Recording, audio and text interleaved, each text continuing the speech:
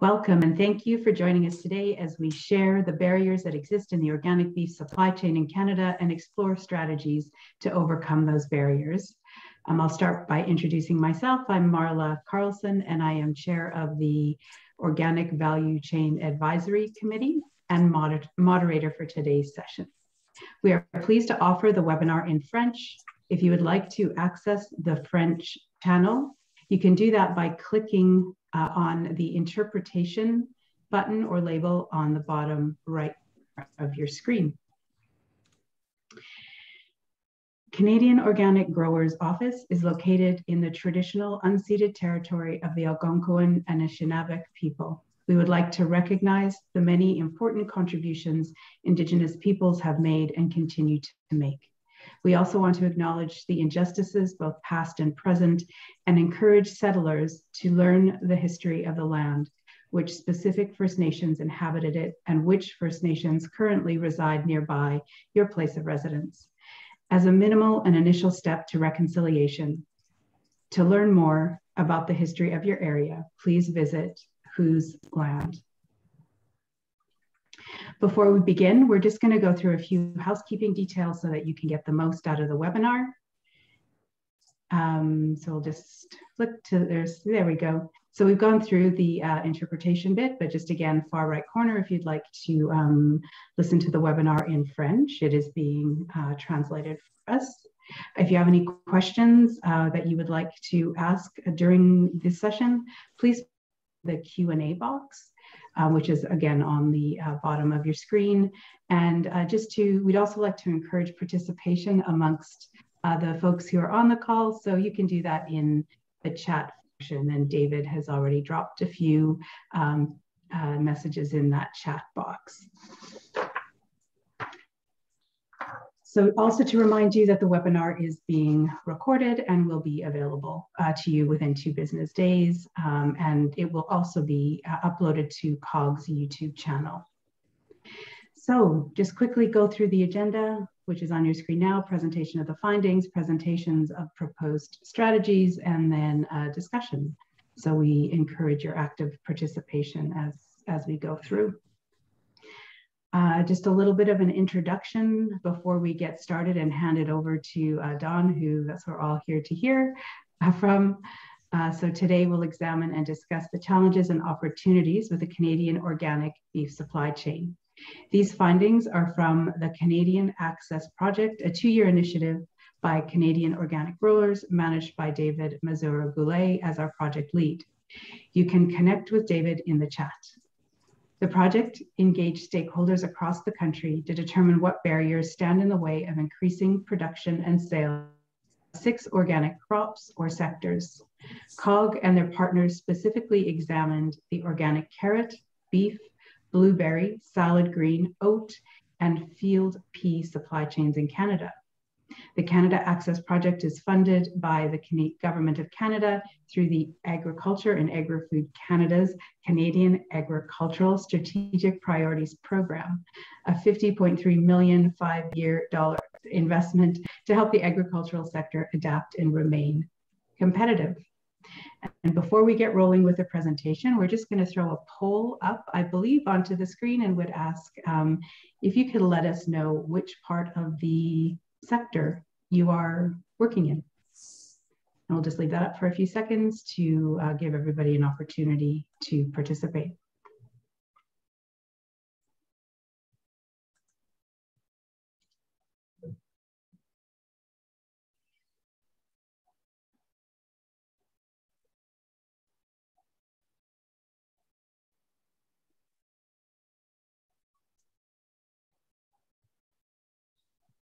All right.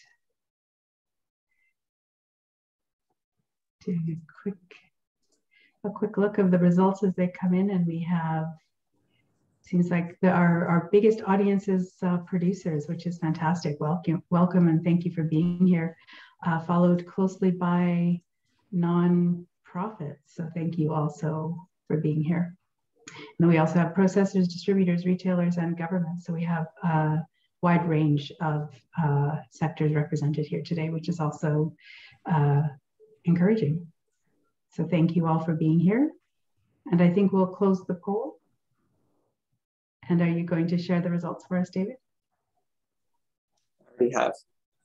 Perfect. Thank you so much. All right, so now we'll move over to Dawn Murray, and I will leave it to you to introduce yourself. Thanks, Dawn. Great, and I will share my screen then.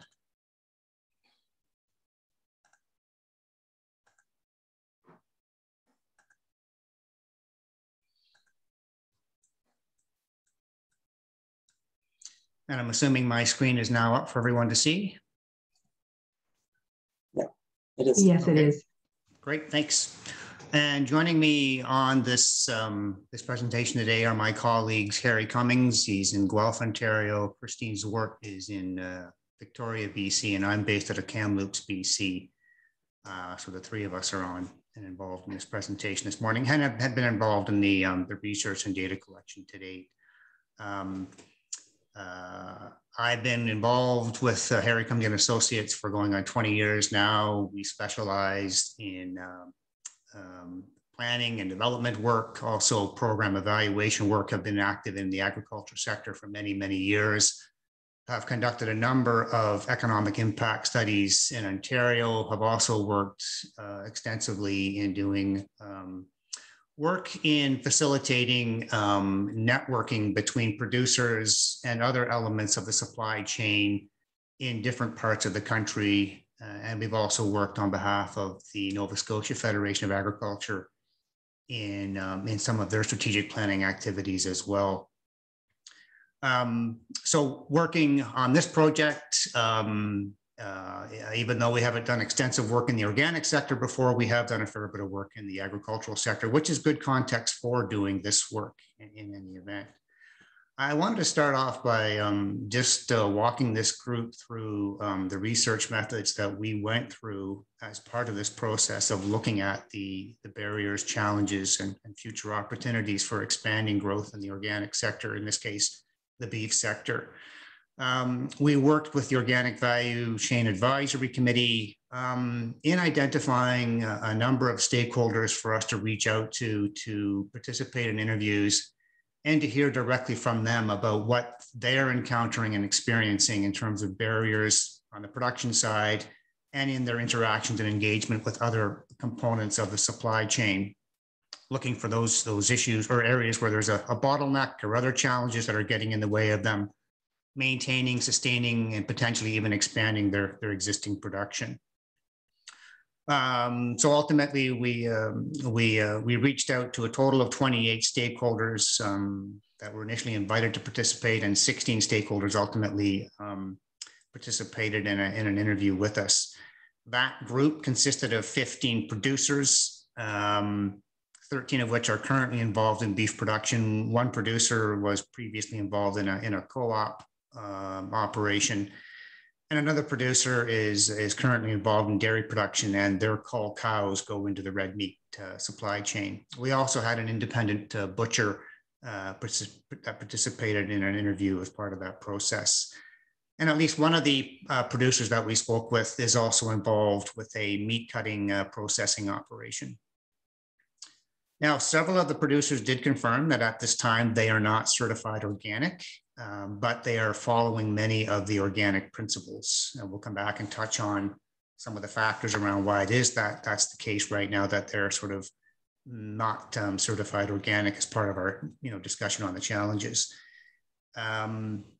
Not surprisingly, many of the producers are involved in various crop production activities as well. So in addition to growing their sort of hay crops, be it clover or grass, some of the producers are involved in other sort of cash crop commodities, flax, lentil, mustard, oats, rye, spelt, sunflower, wheat.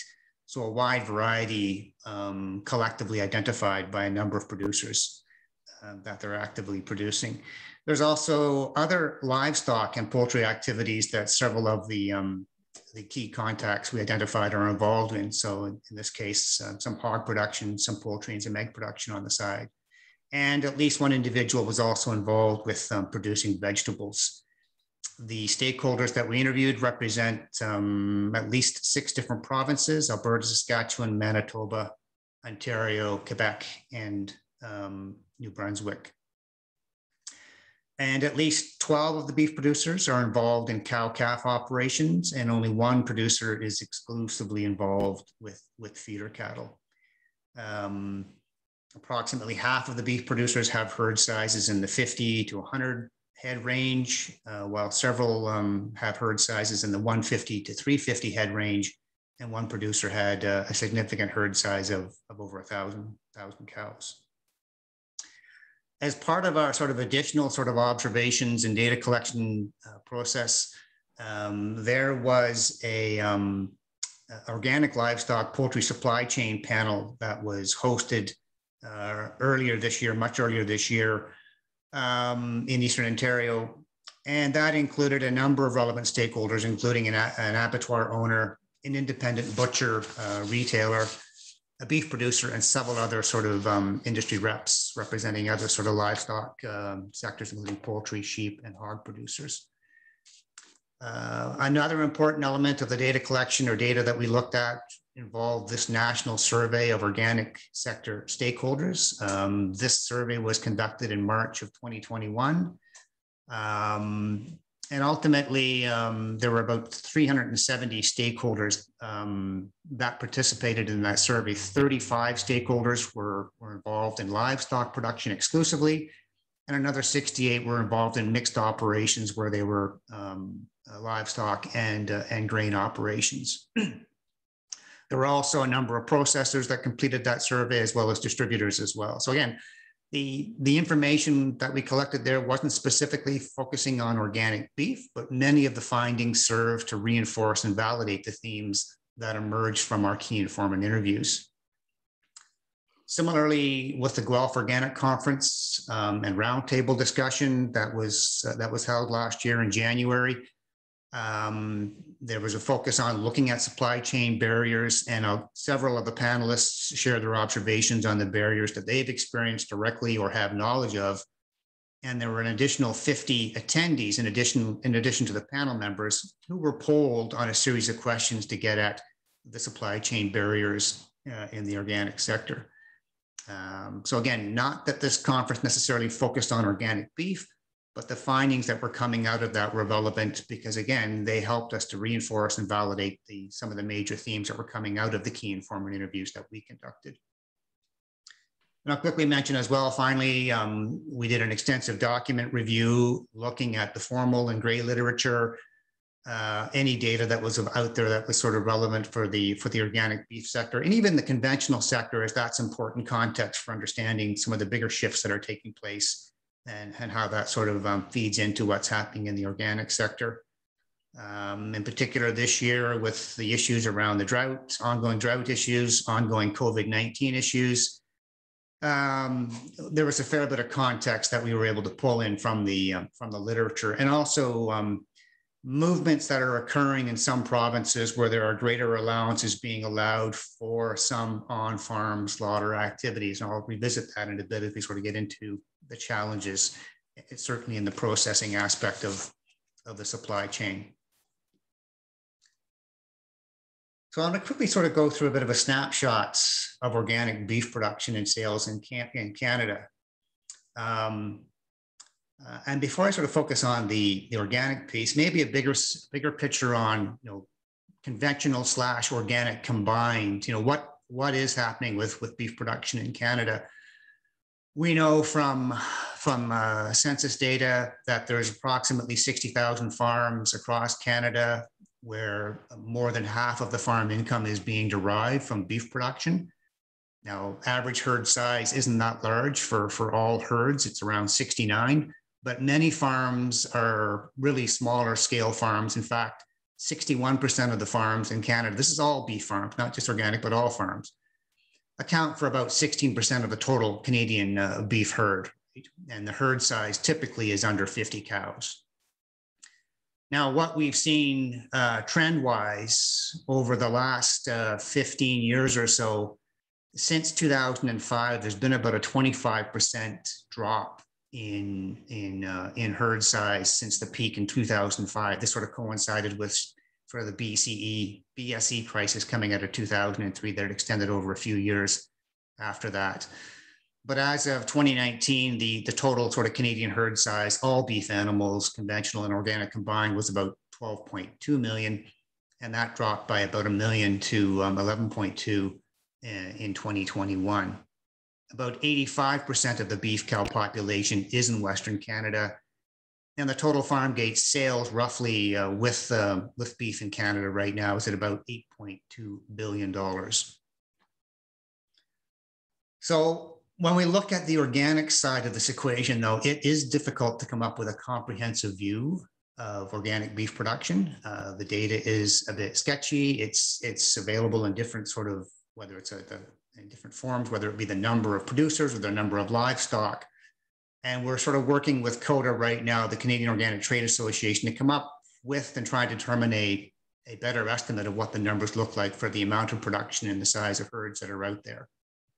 We do know from 2017 that collectively there were about 740 organic livestock producers, and most of that was cattle or chicken related activity.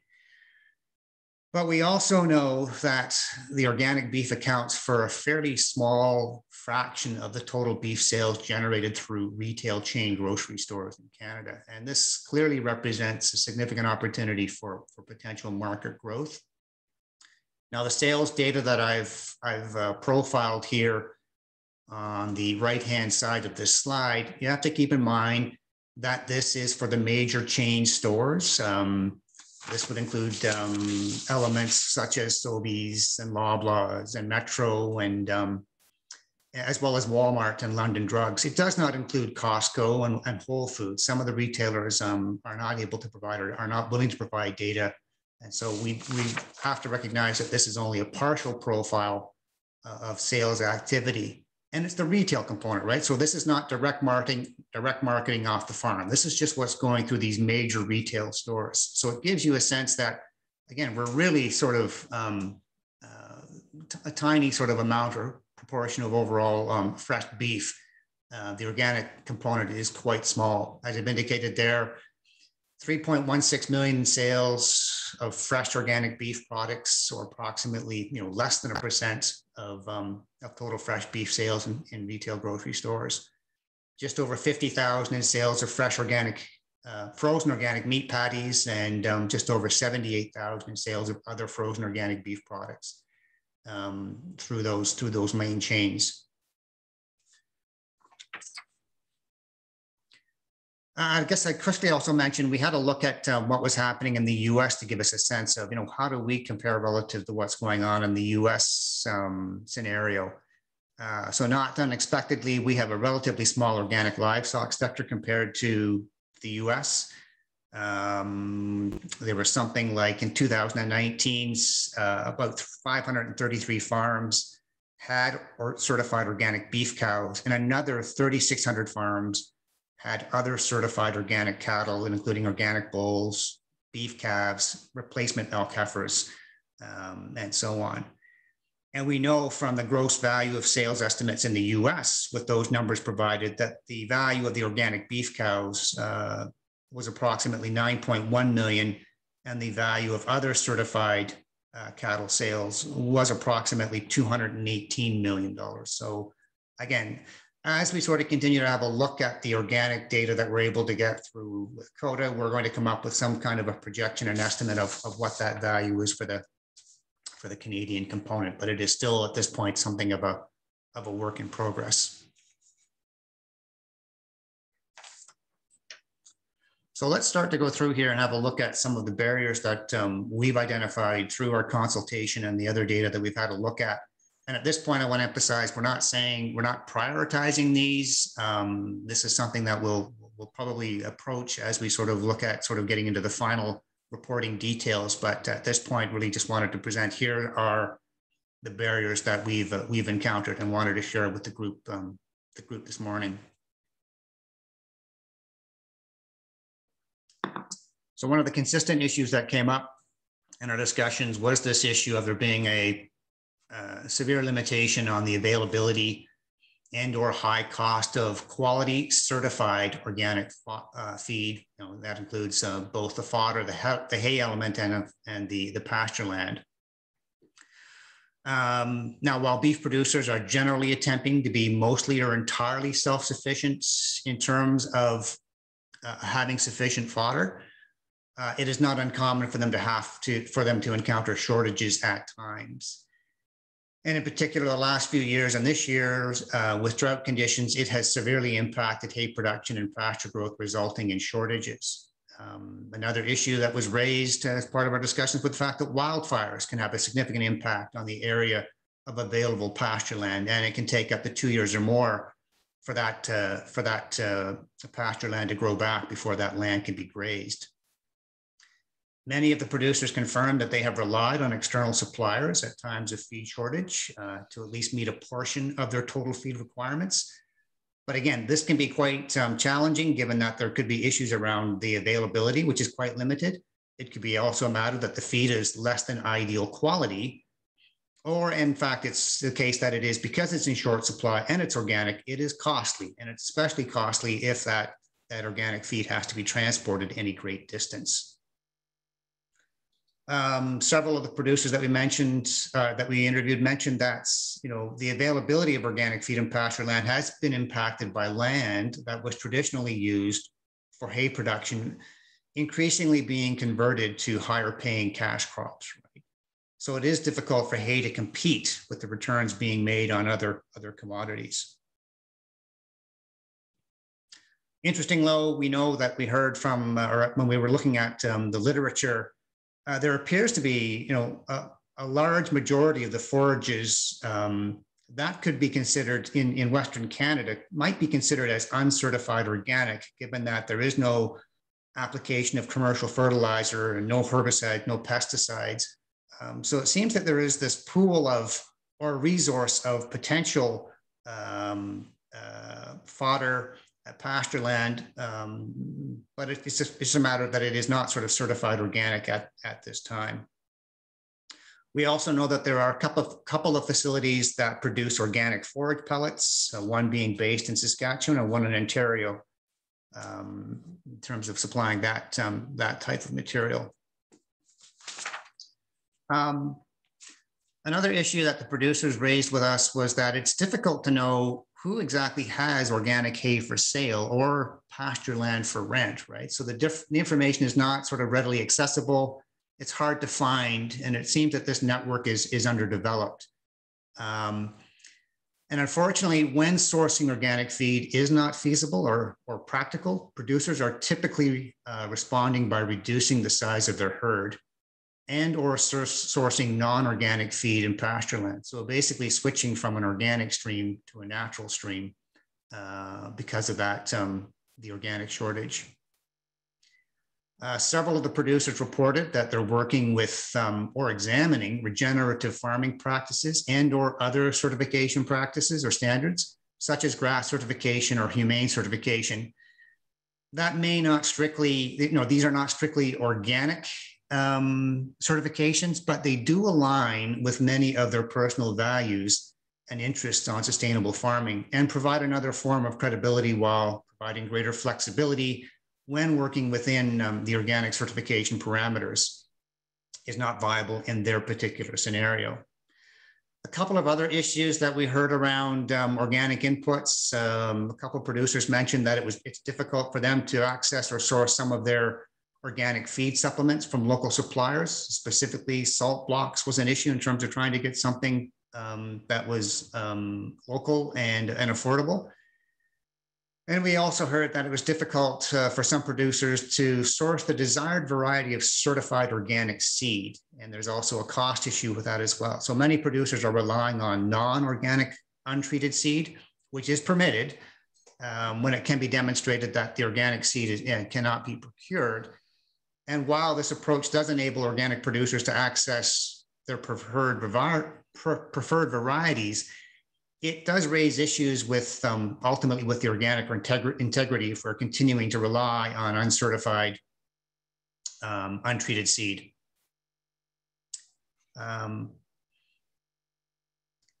Now, in terms of a strategy, we're suggesting that ideally we should be looking at encouraging and supporting the implementation of grant programs and or tax incentives to encourage production and maintenance of organic fodder crops and pasture land.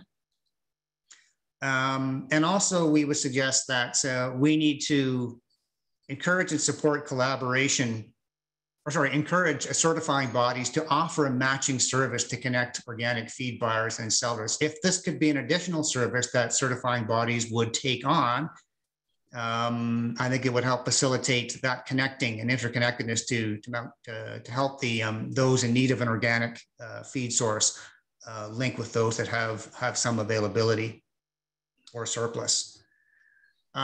We also think that it's important to encourage and support collaboration between the organic industry, research institutions, and governments to develop and sustain a domestic organic seed research and breeding program.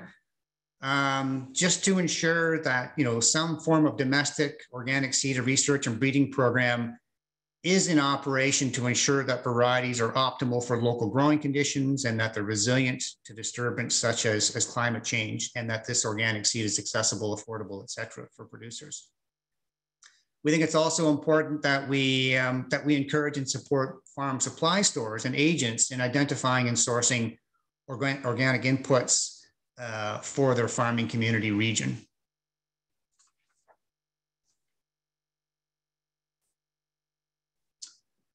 The issue of land affordability and availability also came up.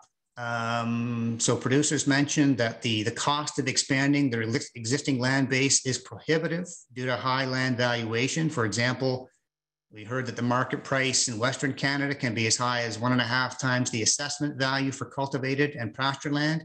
And even marginal land is quite expensive, commanding a price as high as $5,000 an acre. In Eastern Canada, we heard that it's not unheard of to see good farmland selling for upwards of $20,000 an acre, and that land then is typically purchased by conventional grain producers and/or dairy poultry producers if it comes on the market. There's even issues with the availability and the affordability of rental land, which is further complicated by the lack of suitable infrastructure on that land, such as whether utilities or buildings or appropriate structures and fencing. We've heard that in some cases the land for rental land can be as high as $250 to $350 an acre, and that's just one region of Canada. As noted or described by one producer, land values are completely disconnected from food production value, and it's pretty much impossible for new farmers to afford land and hope to make money back on cattle.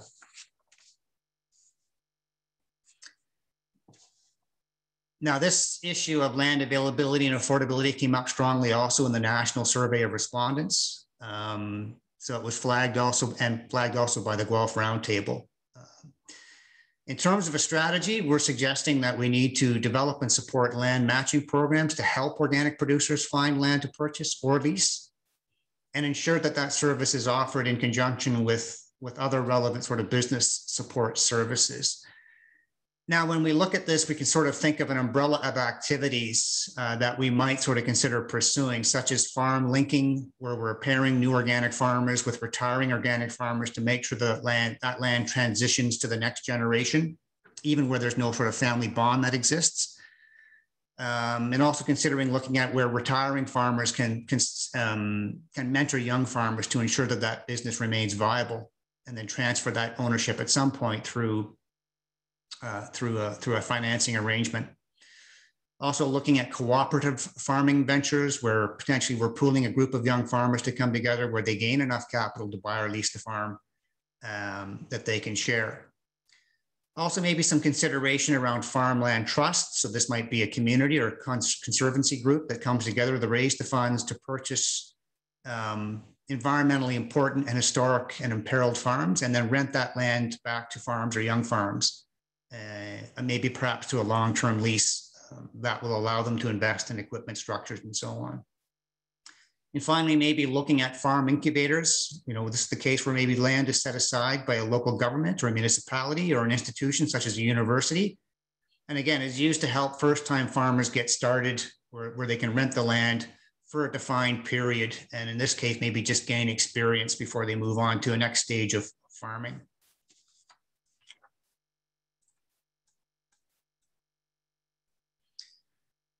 Now, we did come across a number of farmers who at this point really are not that interested in expanding beyond their existing scale of production.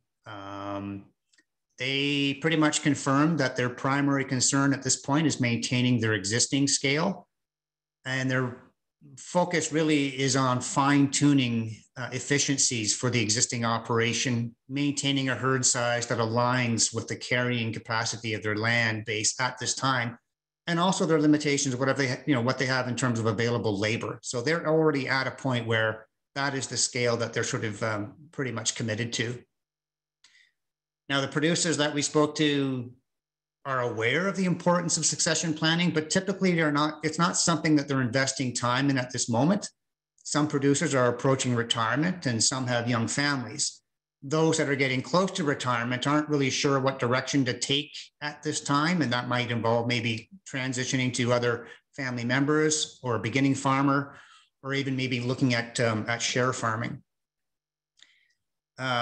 Producers with young children or teenagers noted that at this point, the children it's too early for them to determine what their interests are with continuing in organic farming.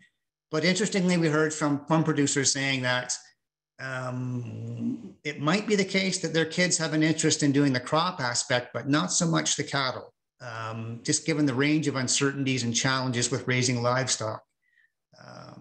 So it's there's potential risk for some organic beef farms to go into crop production, to leave the livestock aspect behind because of the additional challenges and uncertainties associated with that production system. So we think it's important to continue to support farm succession planning to ensure that organic farms are sustained for the next generation producers.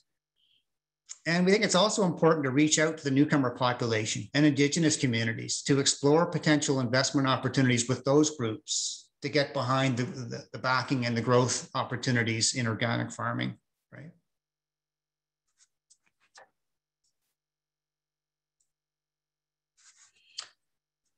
Now, we heard about this issue of, some producers are only interested really in the cow-calf aspect of beef production, and they do not want to be involved in the backgrounding and or the finishing part of it. But it appears that that part of the supply chain is underdeveloped. There's not a significant or substantial number of producers that sort of want to actively take on that part of the supply chain as a standalone piece where they're taking in calves off the cow-calf operations. Very limited number of operators are specializing in organic backgrounding or finishing. Producers looking to sell their calves into the organic stream have few choices, and it is not an ideal situation where there is only one local buyer. As a result, we've heard that some organic animals are going into conventional feedlots because they're not able to find that next stage of the supply chain that they would ideally like to sell into, but do not want to take on that aspect themselves. So this was identified by a few producers as being an entry point for someone who's looking for, I want to sort of fill a niche or fill an area where there is a need for a producer to come in and fulfill that role. So this is an entry point potentially for a new farmer to come in, and sort of raises the importance of promoting and supporting opportunities for producers, new farmers, to fill this aspect in the organic beef production cycle. But it will be important to ensure that producers have access to relevant business development information or resources specific to these activities to help them reach their farm business goals. Another key part of this, of course, is access to capital, right? That there is startup capital and other sort of investment funding available to enable this to take place, which is the focus of this next slide. In general, this issue of it being difficult to access capital.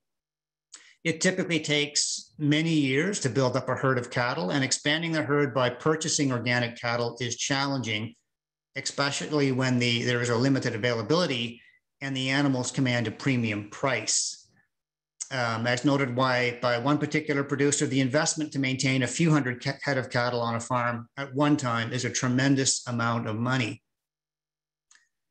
And it's challenging to secure sufficient investment capital to support scaling up organic beef production. So as a result, producers have to carry most of the cost themselves. And it's a considerable investment to manage the whole cycle from feeder calves to market animals. It was observed that ag-related banking incentives tend to focus on very large loans, $500,000 or more, and more lending options are needed for smaller investments to support small-scale operations. Unfortunately, traditionally from the financial sector, farming is not viewed as the safest or the best bet in terms of where the financial institutions want to or hope to get their return compared to conventional farming. But we feel we really need to sort of turn this on its head and encourage financial institutions to recognize the societal and environmental value of organic farming and provide more favorable credit terms to producers who follow organic standards.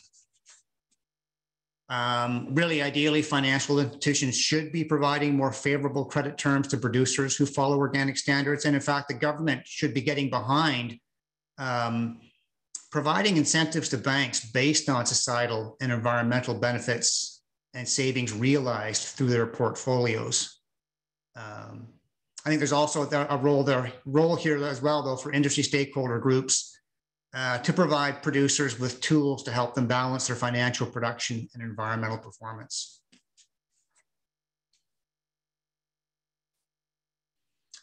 I want to quickly touch on issues around labor. So the issue of being able to access a sufficient, a reliable, and affordable source of labor came up. And it's an issue for some producers, not all, but for some it is, right? And it's challenging for a variety of reasons, right? So there's just the general disinterest in farm work, disinterest in traveling or relocating to a farm that might be remotely located or just located in a rural area. And it's just having, how do you find those individuals who have a familiarity or a comfort level working with livestock? Working with livestock is not for everyone. In addition to that, you might be expected to work with equipment as well. So there is sort of a really specialized skill set and temperament that's needed to work with livestock. Some producers mentioned that they have been able to access reliable, affordable labor through the temporary foreign worker program. And that program is important to some producers. But as we've seen with COVID-19, access to that workforce was disrupted with the migrant worker restrictions that were put in place for a period during parts of COVID-19. In fact, COVID-19 has sort of magnified many of the vulnerabilities in the food supply chain, and especially with the reliance on temporary foreign workers and their importance in supporting food security in Canada. I'd also mention that there's an important role for municipalities and local planning offices to support the development of on-farm housing for workers. Again, this is another element that just helps to attract and ensure that, when you're trying to recruit that workforce, you've got those benefits are in place or those amenities are in place to make it easier for that individual to make that transition. This is especially crucial when there are no other accommodation options that are available in an area, and that on-farm housing is essential.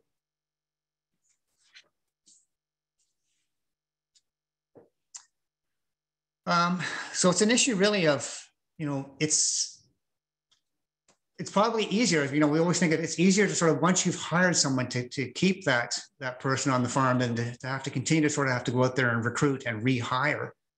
So we really want to emphasize the importance of producers understanding their employee interests, their motivations, and their goals, and supporting their needs and interests, right? And this could be something well beyond something that it's monetary. So looking at compensation plans, looking at medical insurance, paid time off, having a company vehicle, access to housing, those types of benefits beyond the monetary, and also taking into consideration work-life balance. So making that job position as attractive as can be, and dedicating a bit more time to the management of human resources so that we're hopefully avoiding and cutting down on costly rehiring and retraining activities. We also want to emphasize that it's important to ensure that the temporary foreign worker program is maintained and that in fact it be made a bit more robust going forward so that it is sufficiently prepared for similar types of disturbances in the future as we've experienced with this COVID-19 phase.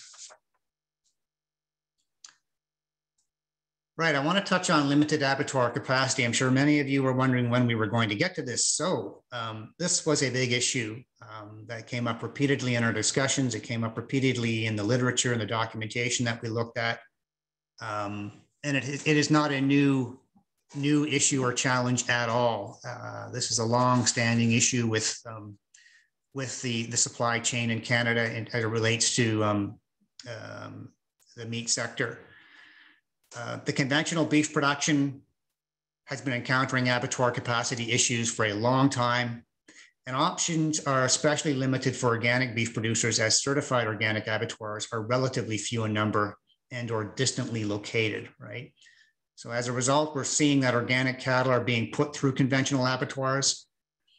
And if there's only a small number of organic animals that are being processed, there really isn't much of an incentive for the plant owner to switch over and custom sanitize for that small run. So ultimately, the producer is not able to attach the organic label, and this results in a potential loss of premium price.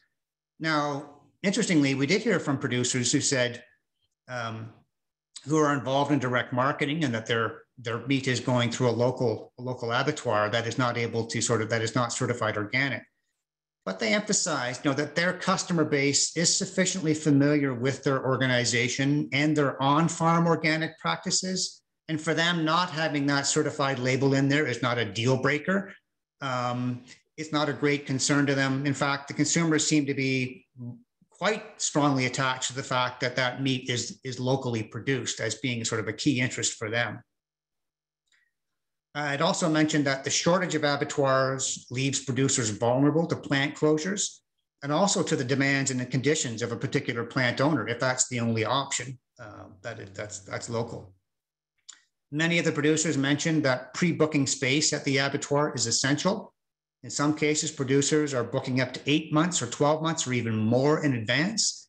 And because cooler space is limited, if a producer wants to hang their meat for a longer period, it really is essential that they get that order or that pre-booking in place to make sure that they've got that space reserved in the cooler to hang that meat. As a result of all these sort of related challenges, some producers have dropped or are considering dropping their certification because they're unable to find a local certified processor and or a way to efficiently market their product.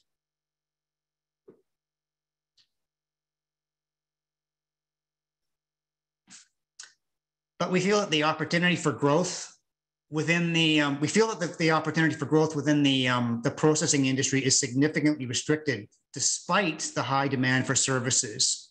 And small local abattoirs and processing plants need financial assistance to comply with government regulations, maintain high worker and food safety standards and animal welfare to meet the local food demands.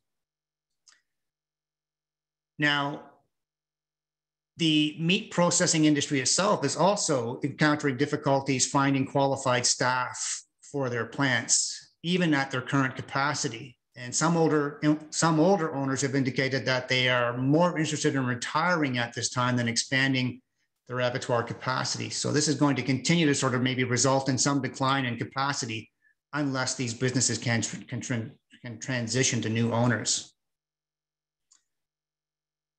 In terms of strategies, we sort of suggest that and recommend that the provincial and federal government agencies need to continue to offer initiatives to support investment in meat plants and abattoirs to ensure that criteria terms are responsive to smaller scale operations in rural communities. In fact, funding should be specifically earmarked for smaller scale rural-based abattoirs, and the application process, the eligibility and the investment criteria, et cetera, needs to be adapted for these settings so that it's not simply the big players that are soaking up the funds that are dedicated to these funding pockets.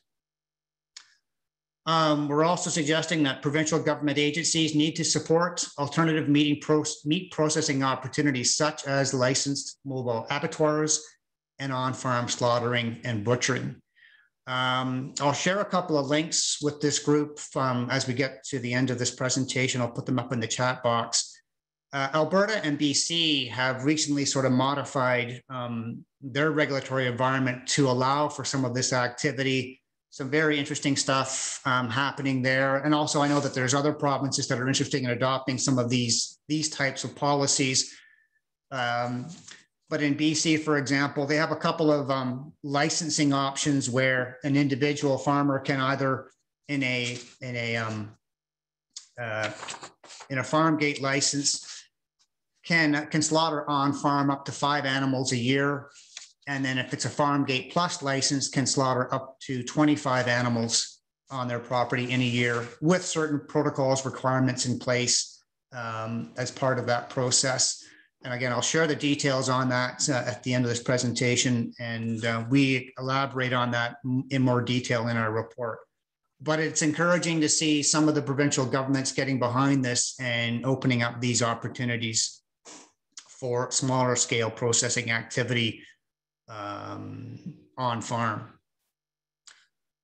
We also think there's an important role for the regional or municipal governments to be more supportive of agriculture and food processing. So it is not uncommon for rural municipalities to have an economic development policy that in some cases provides matching funding for economic development projects.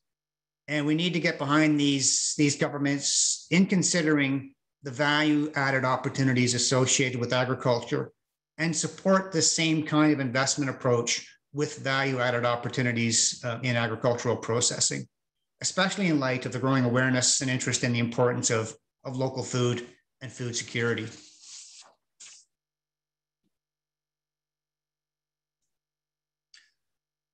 So I want to touch a bit more on climate change and related challenges. I talked earlier about the significant impact that drought is having on producers this year. Wildfires and so on. So we are seeing an increasing frequency of extreme weather events associated with climate change, and it is impacting production activities and cycles, and producers are having to adapt more quickly to these changing conditions. We are seeing that farm practices associated with organic and regenerative farming support greater resilience in the context of climate variabilities, and research and practices will need to adapt going forward, right? So the development of drought-tolerant crop varieties, looking at water management strategies, looking at soil conservation and nutrient recharge strategies, even sort of looking at, again, going back to the role of institutional support and knowledge transfer to make sure that we are staying on top of and getting in front of, as best we can, the changes that are ahead of us. So in terms of a strategy here, really looking at supporting enhanced collaboration between all relevant stakeholders to advance organic farming systems.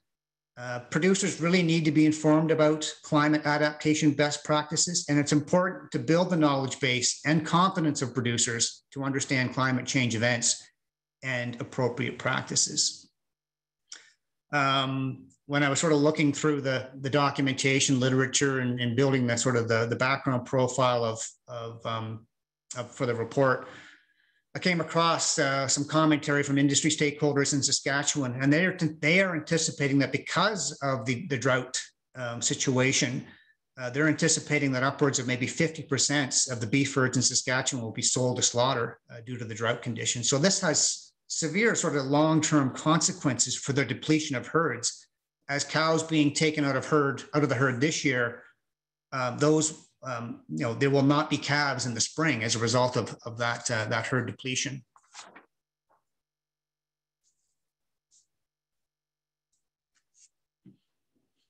And then finally, I wanted to talk about what is potentially here, sort of, it's an ongoing risk and also an opportunity here for the industry. We've been hearing about hearing from different stakeholders about how the organic brand is sort of losing its meaning in the marketplace, right? The devaluation of the organic brand as a result of the proliferation of alternative branding that closely aligns with organic. So things like non-GMO, natural, sustainable, other sort of catchphrases that are being used but are not necessarily organic, but trying to sort of grab the consumer's attention. So all of this sort of eco-friendly branding could result in market erosion for organic products. And we need to sort of look at what we can do to sort of look at, what can we do to encourage more full and truthful branding on food products to enable consumers to make informed choices, right? The other thing is that climate change and COVID-19 have increased consumer interests in food security and local food options, right? And we've seen that in just increased home cooking, less eating out, and online purchasing increasing, right? And so producers have had to quickly adapt to the changing needs and interests of that market. Producers and retailers have also moved into an expanded online marketing activity, and consumer interest in online grocery purchasing has expanded at the same time. So there's an opportunity to further explore online marketing approaches to promote the benefits of organic and its ability to promote food security and local food options. So going forward, we feel that it's important to ensure that the marketing promotion of certified organic products enables consumers to easily differentiate the organic product from non-organic options. The resilience of organic farms and their ability to help mitigate climate change are important messages that need to be reinforced in marketing in the campaigns and to build on existing customer loyalty. Several producers also emphasize that there is an important role for retailers to take on in promoting organic products and informing consumers about the benefits of organic farming. So there is a role for there's a real role that the producers feel that retailers need to take on and do some of this lifting in addition to what producers are sort of working at.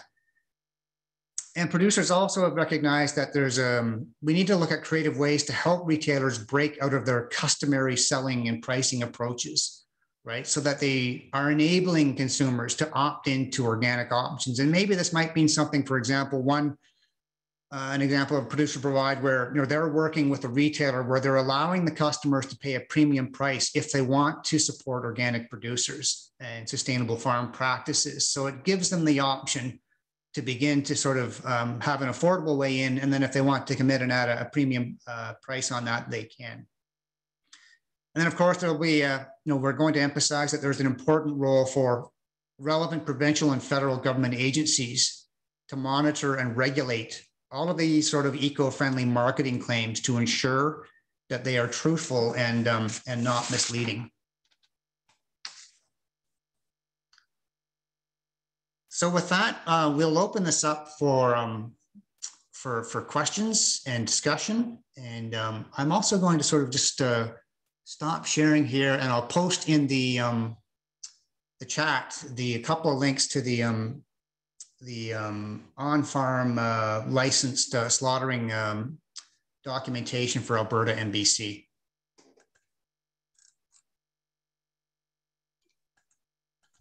That's great. Thank you so much, Don, for your presentation.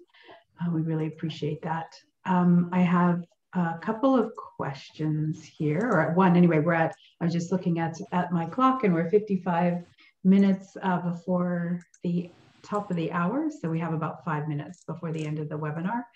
But one of the questions is, what sort of challenges has HCA encountered in trying to determine barriers to the beef supply chain?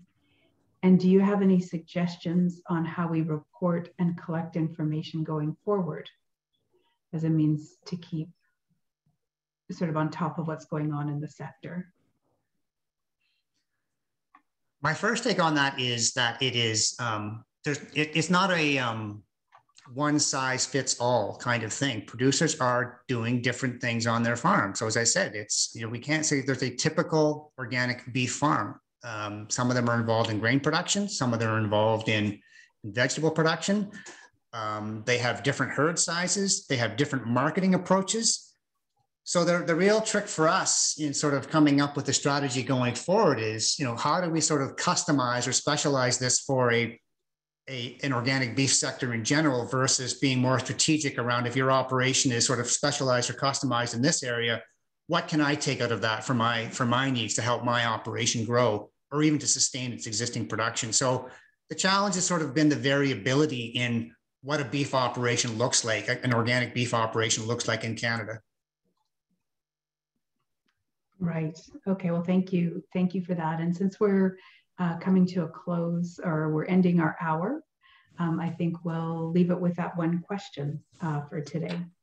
So just as we close, thank you, Dawn, and thank you, Harry, and others for attending today. We really appreciate you being here. And this webinar is an important milestone for the project, and Canadian organic growers would like to thank Harry Cummings and Associates, the Canadian Organic Trade Association, and Sask Organics, as well as the many producers and stakeholders for their important contributions. We'd also like to acknowledge our appreciation for financial support provided by Agriculture and Agri-Food Canada. Join us for similar webinars covering organic blueberries, salad greens, oats, and field peas in the new year.